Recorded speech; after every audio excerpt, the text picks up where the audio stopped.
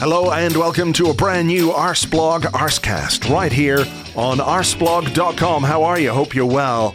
I know it's only been a couple of days since we last spoke. We did the post-Newcastle podcast on Wednesday with Art de Roche, and I wasn't sure if we were going to have a podcast today because I didn't know if there would be enough really to talk about. But I think there are a couple of bits and pieces going on, a couple of things that we could delve into today. So it might not be the longest Arsecast of all time, but it's still an Arsecast. And what more could you want? Apart from, of course, to have a good guest to have the chat with. And, well, we've got a good guest. It's my pleasure to welcome back Clive Palmer. Hello, Clive. Hello, hello. How are you? Yes, I'm good. I'm absorbing the Newcastle game and seeing where it's taken us, right? It's an interesting game, isn't it? It is an interesting game. And you know what I thought about afterwards? Not that I always think of you, but I did think of something that you've spoken about more than once in your podcasting life. And you talk about how the opposition, the way that they play tells you a lot about yourself, right, as a team. And I watched Mikel Arteta's post-game interview on Sky, and he talked about, he was asked about the approach that Newcastle came. They defended in a low block and 11 men behind the ball and all that kind of stuff. And he was much more keen to give credit to his players for the way the game went, because he said that's not how Newcastle play. And I spoke about it on the Arsecast on Wednesday and with Art, and a few people sort of pointed out to me that Eddie Howe had said something like this in his post-game interview on Sky, which I watched, but this bit passed me by. So I'm just going to play this little bit from Eddie Howe here. You'll probably be able to hear it now. We wanted to attack the game. We wanted to be ourselves. The reality of that, I don't think we quite were, but I think that's credit to Arsenal with how they played. I think they forced us to sit a little bit deeper than we would normally want to. But sometimes you have to do that in a game. You have to slightly tweak how you play to stay in the match. I felt we had to, we did, and the players deserve all the credit for coming through that test. So, what do you make of that? Because my first thought after the game was Newcastle came, they just wanted to sit, they wanted to spoil, but what Arteta said, what Eddie Howe said, sort of puts the performance in a slightly different context, or a different light anyway. Yeah, so basically, I think before the game, Andrew, I must have misread this game, because I was thinking a post St James's Park in the spring. I'm thinking it's going to be a backwards, forwards, NBA game, basketball game. Remember when they pushed it down the line and Callum Wilson ran in behind? I'm thinking they brought him back for this game. I'm thinking they're going to get us to run backwards, and with my worry head on, I'm thinking Rashford got us to run backwards. Remember at Manchester United, I'm thinking it's going to be a challenge for Saliba. Is he rusty? Blah, blah, blah. All this sort of stuff's going through my head, right? So the game kicks off. They go long. I'm thinking, there you go, Clive. You are right again. Just give myself a pat on the back. You know what I mean? Exactly as I imagined. And then we run at them. And then we run around them. Then we create 3 chances in 7 minutes or so. And it's oh, okay. Then the game adjusted, and it was maybe a credit to us that we forced them to change their plan, because I think they did want to play in our half and go long and then fill in behind, win the second balls and create set pieces and big man opportunities, because they're a big team, right? So but we changed it and we forced them to protect their house, and then in the end we continually won that battle. And in the end, by the end of the game, they decided we better hold on to this. And it became attack versus defence. So I do think it was such an interesting night for the perception of both clubs and where they are and how teams are going to react to both clubs going forward. Yeah, I mean, I saw you tweet something about what does this night tell us about brand Newcastle? What do you think it told us about Newcastle? Did it sort of suggest that, okay, they're riding high, they're obviously very well organised, they've got good structure, they're difficult to break down, they're a big team, they're powerful, they get men in, they can react very well in game, as we saw, when Saka had a bit of freedom in the early minutes to run at Dan Burn. He never really got that again. Sometimes there were 2, sometimes there were 3 players. It was either Joe Willock dropping in, Joe Linton dropping in. As soon as Saka had it, they tweaked things from a tactical point of view. So you can see, why they haven't conceded many goals this season. But, I mean, does it suggest perhaps that they are... Remember when under Unai Emery, everyone was saying this unbeaten run we're on, it doesn't really stack up when you look at the underlying stats. Are they just sort of a little bit ahead of where they should be, if that makes sense? Because you could kind of make the same argument about us when we think about where we were going to be at the start of this season. If we were where Newcastle were, for example, and there were, City ahead of us and Liverpool ahead of us, we'd probably be thinking that's about right. Yeah. So what do you think it says about Newcastle? I think, for me, if you're a coach, you need to put your flag in the ground.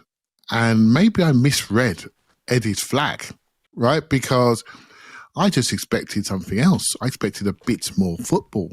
On the highlights, we watch our own team religiously, don't we? But on the other teams, we get snippets and bits and pieces. If there's a big game, we get to see them.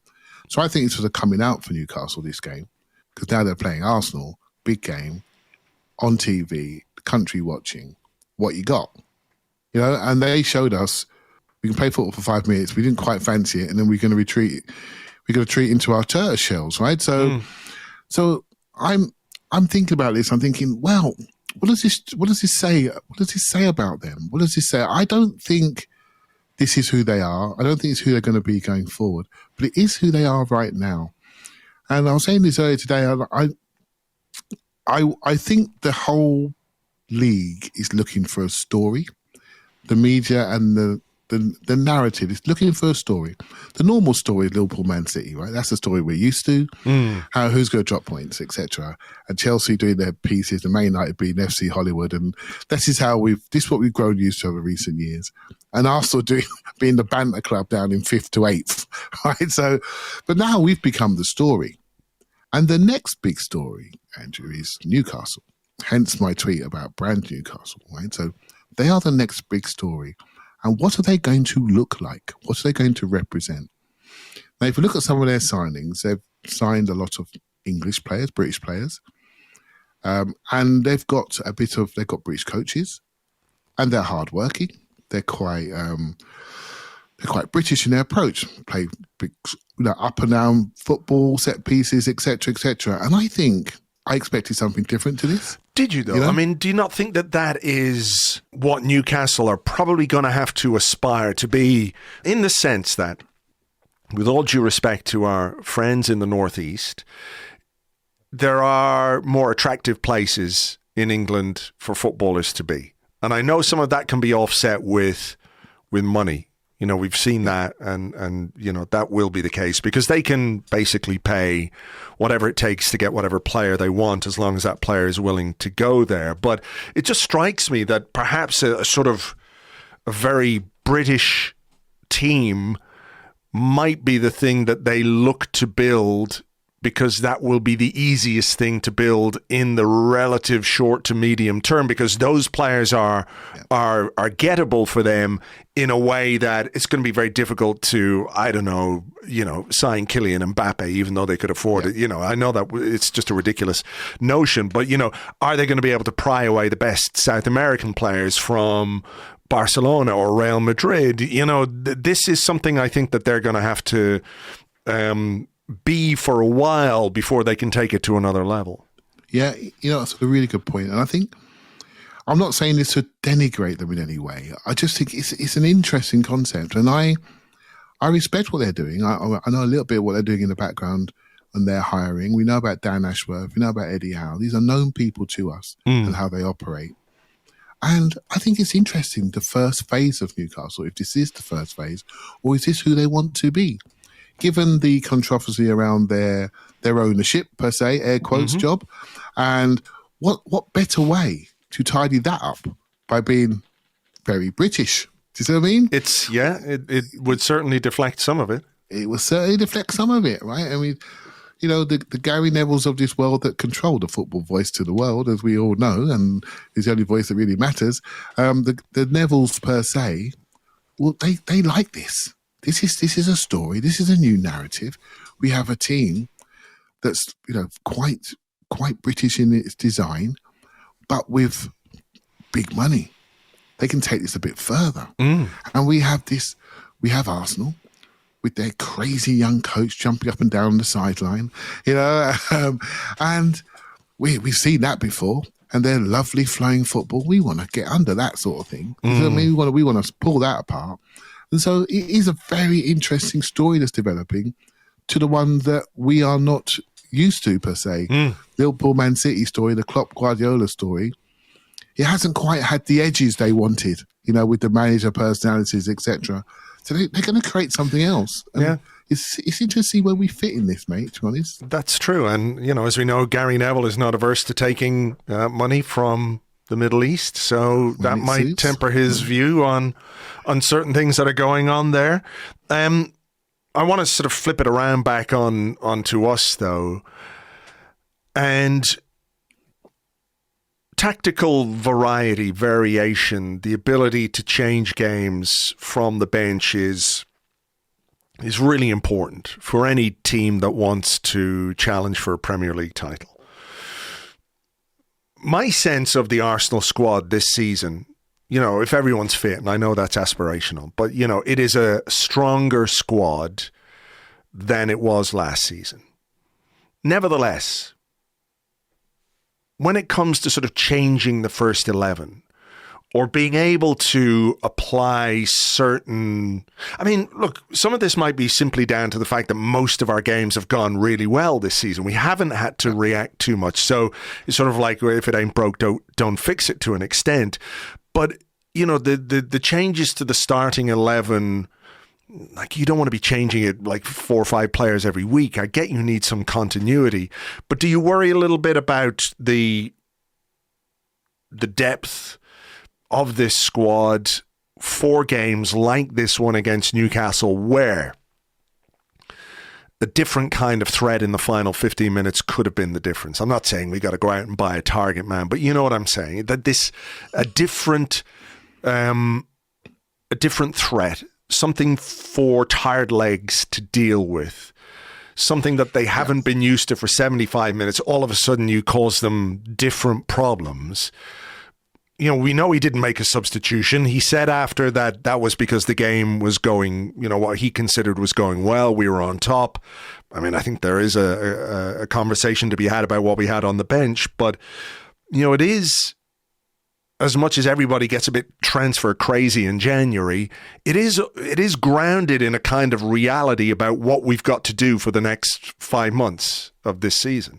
Absolutely. So I felt we were wide forward short from the summer, and we didn't add it. We got a bit distracted towards the end of the window, and we went for midfielder, ended up with nothing, right? So we got away with it. We managed to keep people fit until the World Cup came along and struck down our centre forward. Now, do you remember the Fulham game when we went to almost like a 3-5-2 and played 2 strikers up front, brought Eddie on late, and really loaded them up the top end of the pitch with wide wing backs per se. I think the wing backs are Martinelli and Saka, so that tells you what we were doing, right? So I wish we could have brought Eddie on in this game, if you see what I mean, with Jesus. And then suddenly we're having a different discussion that we didn't quite get it, but it wasn't because of energy. We're just 1 or 2 short.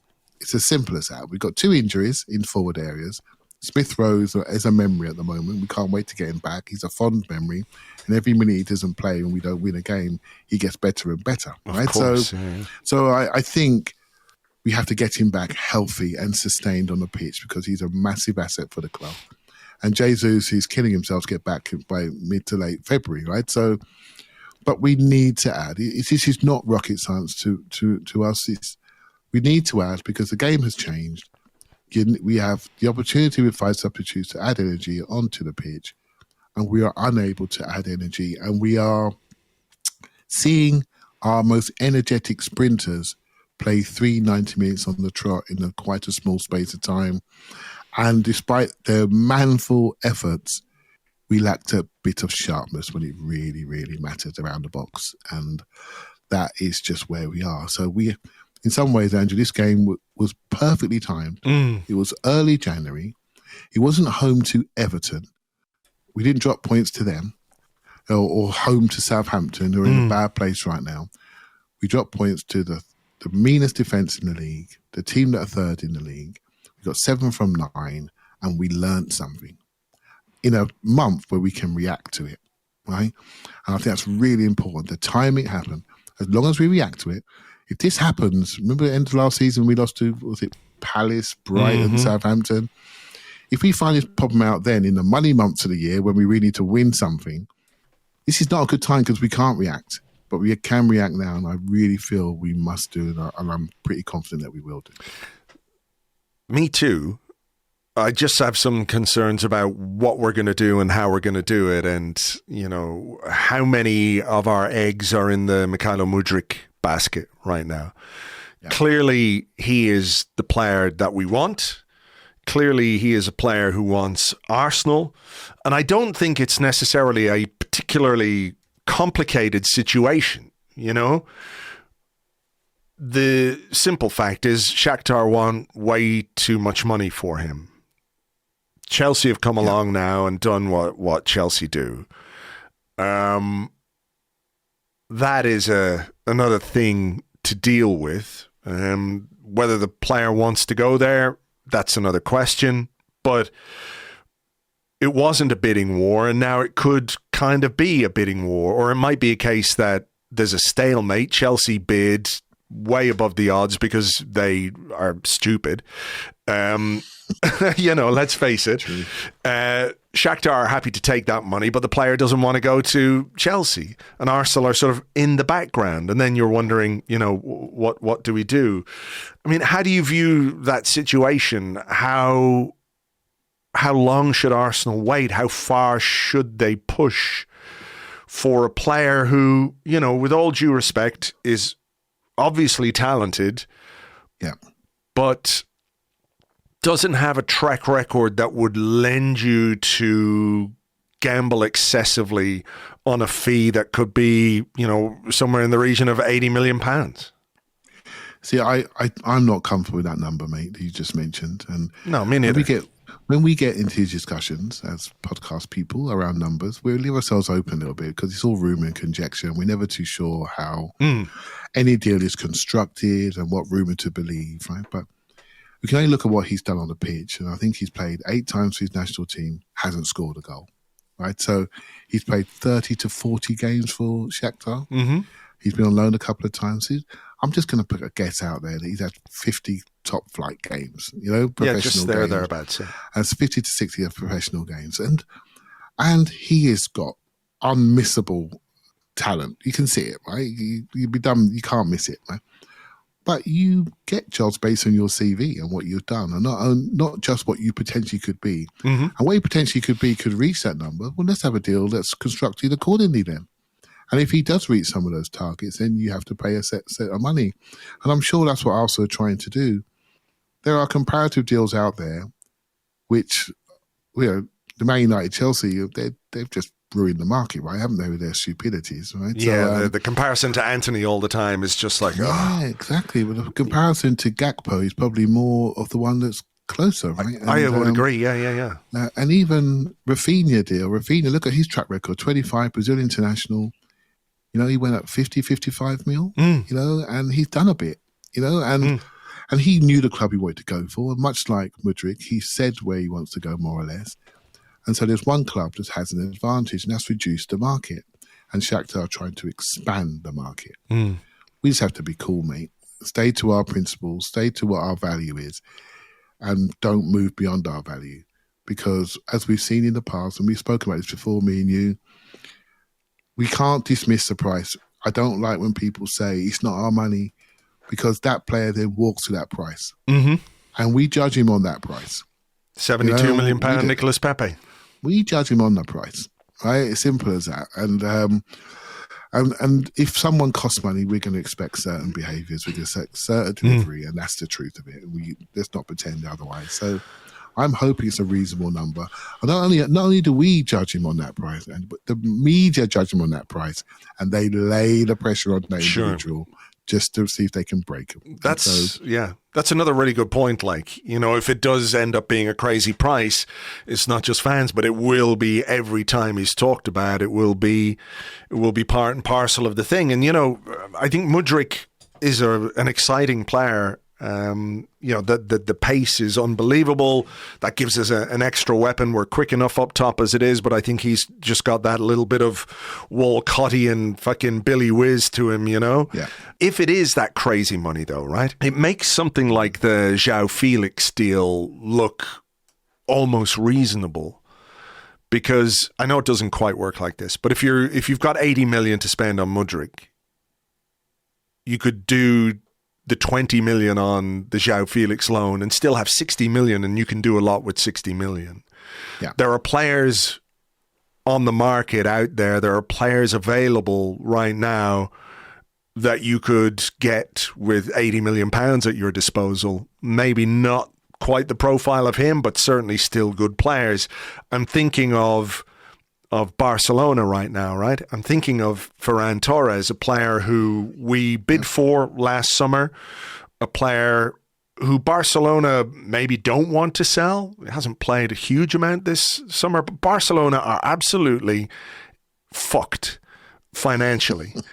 And I remember, probably, is it 10 years ago now at this point, there was a Spanish club that were absolutely fucked financially, and they sold us a little genius for around 13 million, 14 million pounds called Santi Cazorla. We took advantage of Malaga, who were in dire straits. Barcelona, bigger institution, bigger club.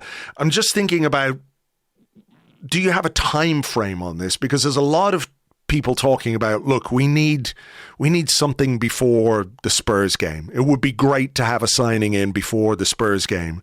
If you had Smith Rowe and a signing before the Spurs game, I think we'd all feel more confident and happier going to White Hart Lane.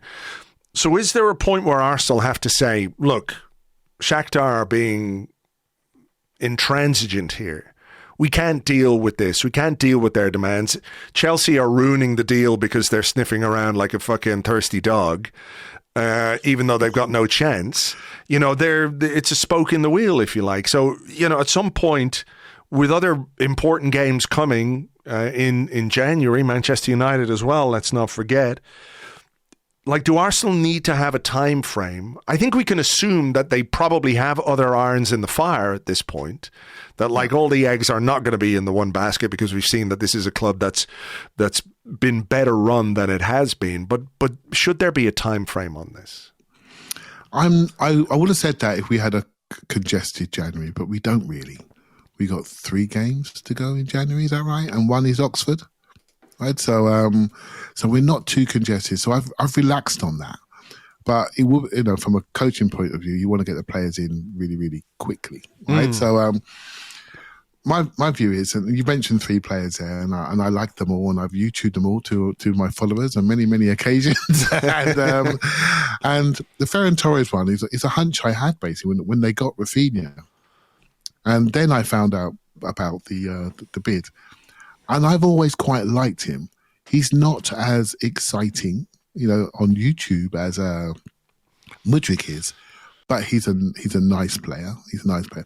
I suppose I think what it is, Andrew, where I am with it is, I think we're going to get one. I think we're going to end up getting Mudryk. Right? It's just the price that concerns me. But I think we need 2. And the second one is almost more instructive about where we are and how serious we are. And you may say, well, we've got enough. We've got Smith Rowe coming back. We've got Jesus coming back. But they're both coming back from injury. And just because they're coming back on one day doesn't mean on day one they're going to be ready to play to levels that we remember them at. So it's going to take time to come back. You think we need another attacker, another attacking player? I do. I think another attacking player. And this is where the Felix one is quite interesting, because it is something medium term. The numbers need to be right. But if we, I don't want to say if we are serious, it sounds a little bit full of entitlement, but I do think there's an opportunity here, isn't there? And I do think the opportunity will be described almost by how Smith Rowe recovers versus do we need a second one? Yeah. And if we care about our players, which I know we do, Smith Rowe's at a critical period of his career. He's had this injury for quite a while. He's been fighting this since the Huddersfield days, to be honest, where he's not been robustly on the pitch. And now they seem to put him under a knife and they fixed it. And they're going to protect him. So we have these expectations on him, but they need to protect him because he can't break down again. It's too much time, and he'll lose key development. So it's very important we protect him. And Jesus looks like he's had an MCL injury. That's pretty common. There's a common rehab on that. But again, we need to make sure that when he comes back, he can come back in a staged way. Mm-hmm. So we're all, we're on open top buses on Upper Street. We're already there, right? But I'm afraid we need the players to take us there. We need enough of them, and I do think that's a decision. The second one will tell us a lot about where Smith Rowe is, where Jesus is, and the potential size opportunity we have at the end of January. Because if we do well, really well, against United and against Spurs, then hold on a minute, mate. You're just staring at it, aren't you? You're staring at your chance. Well, yeah, you are. But that's why I think there's a sort of anxiety about getting a couple of players in before those games. Like, I think we're capable of beating Tottenham with the squad and the players that we have at this moment in time. I also think we're capable of beating Manchester United with the players and the squad that we have at this moment in time. Yeah. It's just whether or not there will be acknowledgement of that if those results don't go our way. Will it be because, A, we didn't play well on the day, which is probably the most rational explanation, or will it be because, B, we didn't bring anybody in the transfer market? And I think there will be an element after what happened last January that will think, you know what, you've got these important games. You knew you needed a bit more depth. Even if, let's say, you don't play particularly well in one of those games and you're looking at an academy kid coming off the bench to give you something in attack, if he's even used, there might not be as much forgiveness or understanding in some quarters anyway. I agree with that. I think last year I understood what we did and why we did it. I was fine with it, and I say that. I said it at the time. I said it, even though we didn't hit the top four. I thought it's more important to clean house than to bring the people in that weren't quite the right people, right? So, but this year I feel differently about it, and I think our levels have gone up, and so we need to go up. And we can't, it's not fair to those academy kids who spend 10 years at the club to be judged in 15 minutes on a big game live on TV. That's not how you protect players, right? That's not how it should work. And so we need to make sure we have the right depth there. I do think in February, everything will become more congested. Europa League kicks back in again. If we're in the FA Cup, that's still going to be there. Suddenly we're travelling away in Europe, and suddenly we're back to the Sunday game thing. And we're starting to worry. One little calf strain is 3 weeks. To the wrong player, that's a problem. It's a problem. And so we do need to sort of mitigate that risk, and I am, like I say, I'm already booking the open top bus, but I will say, I said it to you before, I'm sick of that Europa League music, mate. I don't want to hear it every time. That is the only thing that matters, because this group, on a sporting ambition perspective, needs to be in the Champions League. Bukayo Saka cannot play in the Europa League again. Yeah. He can't. No. Right? He's just bounced out of the World Cup with probably 3 open play goals, and that it can't happen. Right? He needs to go. He needs to be in that Champions League. As do many of these players. Saliba needs to be there. Marte needs to be there. They're at an age now that they need to experience this, and we want them to experience it at Arsenal. So, despite where my head is, and despite the window of opportunity that's there, that's the number one thing that we should be buying for, to de-risk that. And you may think, we're going to be top 4 and fine. Mate, 3 games a week, and that can change. Simple as that, it can change. We saw it last year, didn't we? It can change very quickly. I mean, the development of these young players over the last couple of years has been unbelievable in some quarters. Bukayo Saka at 21 to do what he's doing at 21. But he's not anywhere near his peak. He's not anywhere near as good as he can be. But I think your point about where he needs to be playing to help him develop into that player, it's not against FC Carl in the Europa League. He's got to be playing in the Champions League. So, yeah, I know what you mean. But that then brings us back to what we've got to do. January, there's only 2 more games. You're right. After the Oxford game in the FA Cup, and I expect a lot of rotation in that. Yeah. But then you've got a North London derby and you've got Manchester United at home. You win those 2, everyone's quite happy to give you until the end of the month to bring in the players you want. Yeah. I suppose what I would say, not to sort of make any kind of excuses or anything like that, but it's hugely important that whoever they bring in is the right player for this group, for this club, for this team. Stylistically, they've got the right character, they've got the right attitude, they've done their due diligence on them. Just getting anybody isn't what we need to do, because we did that for too long, and that sort of held us back. So that's part of how we make progress as well, is making sure that the transfers we do are the right players. Yeah, I think so. I think the problem is now, this is the flip side to this, right? So a year or so ago, we were saying, well, Aubameyang might have to go, this player's going to have to go. And we all pretty agreed. The timing, we could debate, but we sort of knew the ones that were sticking out. With the group we have right now, most of the key players we all really like and we're all really invested in. So even talking about transfers is like, that may actually reduce the minutes of someone we really, really like. I don't mind. If it's another good player, I don't mind. They'll all get their time. But we have to get comfortable with that, though, don't we? We have to get comfortable. Not everybody is. And they say things like, Mudryk, do we need Mudryk? We've got Smith Rowe and Martinelli.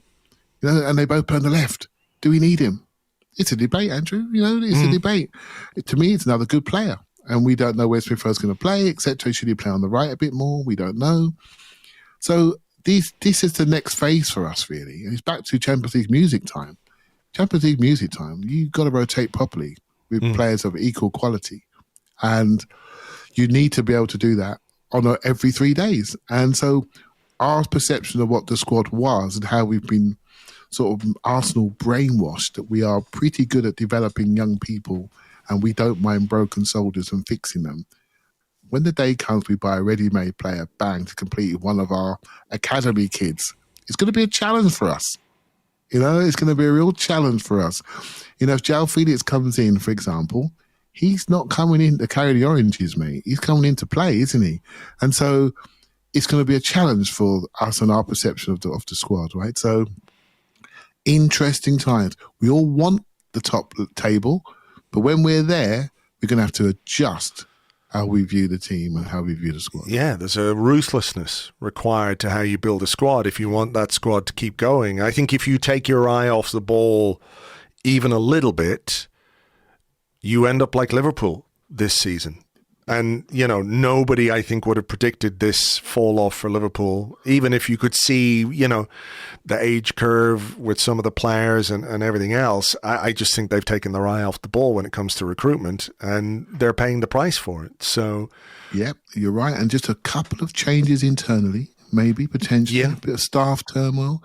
It doesn't take much to knock the ship off course, right? Yeah. A couple of 1 or 2 decisions where players come in is taking longer to hit the ground, and suddenly you're putting more pressure on other players who are not ready. And some of the older players are taking longer to come back from injury, and you've got a hole in your team. And even Van Dijk's picked up a hamstring, and he's like a machine, right? So it can change very quickly, mate, real quick. Well, we'll see what they do in the transfer market. The final thing I just wanted to chat about was you talked about earlier, what's the narrative, what's the story that's coming out of this season? And I think the new one is Mikel Arteta on the sideline. And people taking umbrage and exception to the way that he comports himself, right? Yeah. So we know that Richard Keys is just a fucking... we know what he's all about. He's got this bee in his bonnet about Arteta and his technical area, and nobody really should give a shit about this washed-up old dinosaur. He's been going on about this all season, and nobody gives a shit. But it's starting to become a bit more mainstream. I saw a piece, I think, in the Telegraph, maybe? I can't remember what it was. Yep. But I didn't read it, but I saw it. And I've seen people talking about it. I've seen Arsenal fans talk about it and saying that this is not the way that a manager should behave, and there should be more class and all that kind of stuff. And I'm just wondering what they've been watching. for the last 3 years? Who have they been seeing on the sideline? You know, have they been like looking at a hologram of a guy who sits down and doesn't say anything? This to me is part of the Arsenal being good. Now there's more focus on Arsenal. Let's like just pick away, pick here, pick there, little, you know, have a dig here, a dig there. And I don't really get it. Like, obviously, he's a very passionate guy. I think this is just part of the package where he kind of is what he is, and part of the passion that he instills in the players comes from the way that he behaves on the sideline. I do think, to an extent, some of it is the fact that he's still a young guy and a young manager, and he wants to affect things as much as he possibly can, even though it's kind of out of his control. It's a way of maintaining some control by, some people would say, being out of control on the sideline. I'm not saying that. I'm just saying that that's the way they're approaching it, right? But this is who he is. This is who he has been. This is part of why we are where we are. And I genuinely don't want him to change it, not least because it's possibly the most selective bit of, in inverted commas, analysis that I can remember, because every manager does it. Every single manager goes crazy over one thing or another thing. So why the focus, do you think?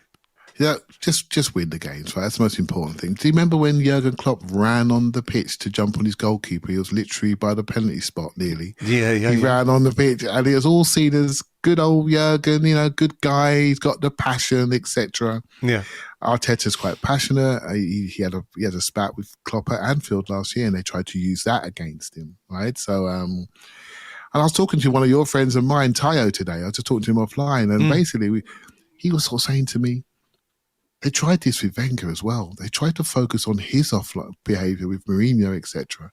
And it's something that they've done, particularly when it's around Arsenal, to chip away at the manager's perceived class when other teams could do what they like. Right? Yeah. And I do think it's a very Arsenal-centric thing that seems to happen.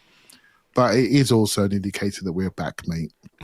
If this is all they can talk about, we're back. And we just need to keep building the squad to make sure we stay back. Because what they're looking at is our ability with the youngest manager in the league, with the youngest team in the league, to cope with the pressure. That's what they're looking at. That's the story they want to create. Can they cope with the pressure? Because last year, we didn't cope with the pressure and Spurs got in the Champions League by default. Can they cope with the pressure? They have this lead. No team has not won the league with X amount of points after X amount of games. You can see it building, can't you? You can see the story building. The manager's under pressure in January, the first game they've had, and suddenly he's going crazy. They're just building it. So if I'm anybody in their club, I'm saying, all right, if that's what you want, we're going to get better and better and better. And the only narrative you're going to write is our future potential and how many things we're going to win. That's the narrative I want to see develop, and make sure our mentality is tip-top, super strong. I do think Arteta, some of this is contrived. I do think he's positioned himself with referees. I think you want to say something here, didn't you? I did want to ask you about it. I mean, do you think, like, again, I'm fine with it. I think he's, I look at, if I was a football manager, that's the way I would be. Yeah. I know that. But do you think there might be anything counterproductive to it? I mean, he seems that he came onto the field after the game against Newcastle and, shaking the hands of the referee. Like, fourth officials and managers, they're at it all game long. Not just Arteta, not just Eddie Howe. We've seen it. They do. We don't see 1% of what goes on the sideline because the cameras are on the pitch. But is there any possibility that referees might be influenced by the media narrative around this? This is why I think it's important to frame it like that it's not necessarily Arteta behaving much differently from the way he has done or from the way that many other managers do. But if it's out there in the media, is that something that referees start paying attention to? Do on-field decisions suffer, or are there consequences for on-field decisions because of this? I think they will be watching him and his ability to do 10,000 steps in that technical area, right? My watch would be picking like crazy if I was him. And so I think they'll be watching that. But when it comes down to it, when he speaks about referees, he's fairly respectful. He did shake everyone's hand on the sideline and all the officials, as you noted. I think he chose the word scandalous around the penalty decisions very smartly. Pre-North London derby, Andrew, and to making sure that that we didn't get 2 penalties in the last game.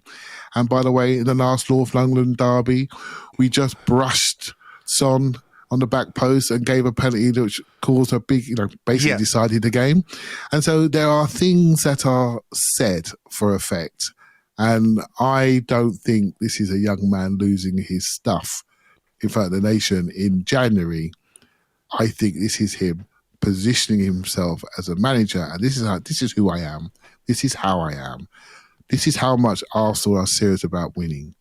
And you better treat us with respect and stop sending stupid referees like Bobby Manley for his first game at the Emirates. We expect big game referees that can handle it, right? And that's what we need. And that's a problem. That's a general problem for the game, having enough referees that can handle these big games against the bigger sides. And we had a referee at the week that didn't handle it very well, didn't manage the game very well. And Arteta made his points in a really respectful way, vociferously, but respectful. And when it come down to it, there was no controversy in what he said. So at the moment, Richard Keys has shone the light on him, but he can stand still for a few minutes when it really counts. And that will soon go, and that will shine somewhere else very quickly. That is a very good point about I think it was Andy Madley rather than Bobby Madley who was the referee. You might be right, actually. One of the Madley twats. But I think that's a really good point about the North London derby coming up. I hadn't considered that. Considering the track record of penalties that are awarded to the other team in those games, there's maybe just a little bit more method to the madness than people might think, eh? That's how I would do it. It's time for us not to be... there are 2 games that killed me last year, hurt me badly when it comes to referees, was the Man City game when Gabriel got sent off. Remember that one when we were flying? And the North London derby. I thought that first penalty was so soft. Not, compare it to one we didn't get in the week, right? It's just nothing. Yeah. You can't have moments that decide games like that, based on that. It's not right. So yeah, it's all contrived in my opinion. All right. Good stuff. Okay. Well, we'll leave it there for now. As always, pleasure to talk to you, Clive Palmer. Thanks a million. Thank you very much. Thank you very much indeed to Clive. You can find him on Twitter. He is at ClivePAFC. That's at ClivePAFC. And of course, you'll hear him more regularly on the Arsenal Vision podcast. Right, I'm going to leave it there for this particular episode. There won't be an end bit for this one because we did one on Wednesday. Whatever about getting 2 Arsecasts in a week, you can't get 2 end bits. Got to keep some of that good stuff back, You know how it is.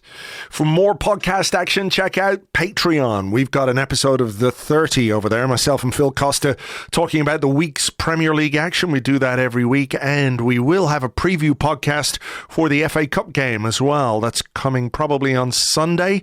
Myself and Lewis Ambrose will look ahead to our game against Oxford United. So if you want to get involved with that, you can sign up for $5 a month. It's patreon.com/Arseblog. That's patreon.com/Arseblog. The Arsecast Extra this week will be on Tuesday, of course. It will be after the FA Cup game, which takes place on Monday night. For now, take it easy. Thank you, as always, for listening, and we will catch you on the next one. Until then, cheers. Bye-bye.